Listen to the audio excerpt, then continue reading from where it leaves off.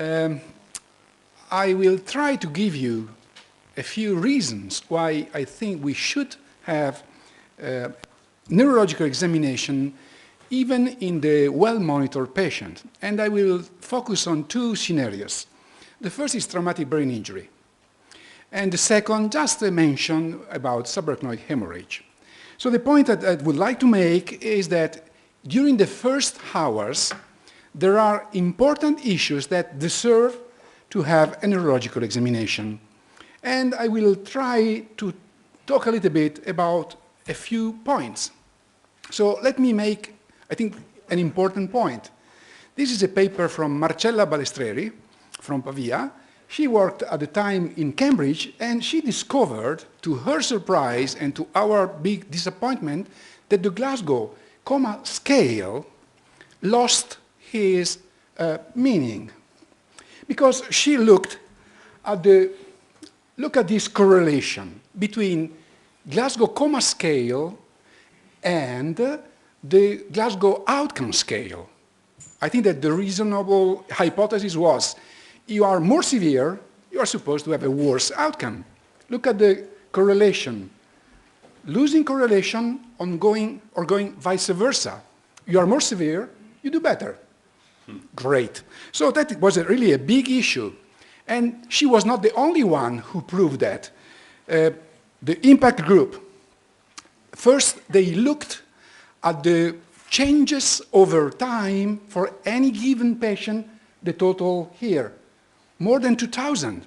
And look here, pre-hospital motor score. So let's say that at the pre-hospital, they had 470 with normal flexion. At the hospital, enrollment moment, 300. So all the parameters are very frequently changing, and that is the first motor score they got in the hospital or at time of enrollment in any given trial. So the motor response fluctuates, and it's really difficult to understand who is severe. What are the implications? Here, Marcella has been greatly confirmed. Look here, you have the motor score, and here I put two squares, unfavorable versus favorable. This patient got extension. Those patients did nothing. So those were the more severe. But the ratio, the odd ratio for unfavorable outcome were much higher with extension compared to nothing. Do you think that biology has been changed? So if you don't do anything, you will do better than posturing. It cannot be like that. So I just made an hypothesis. We looked through our patients, and we were looking for the patient who did too well. So they didn't follow commands when they got, so they have been classified as severe, but they were out of the ICU in a couple of days, in very good shape. Don't believe that in Milano we are that good. We were just simply wrong. So we took these 756 arriving in the first 12 hours. We excluded all the cases with surgical indications, so we went down to 451, and in 13% of the patients, we were wrong. We said they were severe, but they did too well.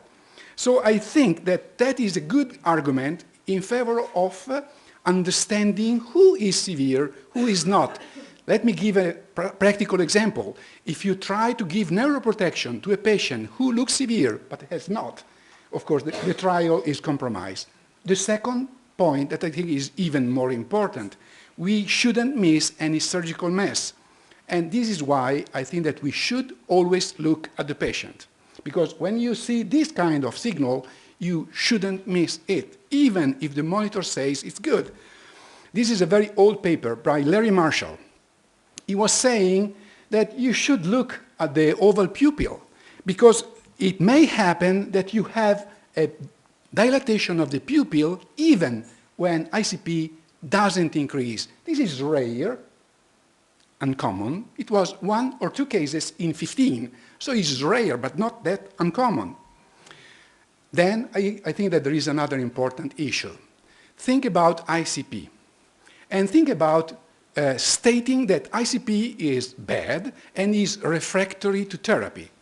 look at this graph that I have already shown. This is by the Australian groups and South Arabian. So all the centers together in the DECRA study, their definition for refractory intracranial hypertension was more than 20, here is missing the more than 20, for a cumulative total of 15 minutes in 1 hour, despite appropriate medical therapy.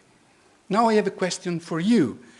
Would you enroll the patient for decompression having 21 for 15 minutes? Or, this is what we do in my department, it's not a rule, it's what we do. We look for 25 millimeters of mercury for 2 hours, or for any kind of pupillary sign.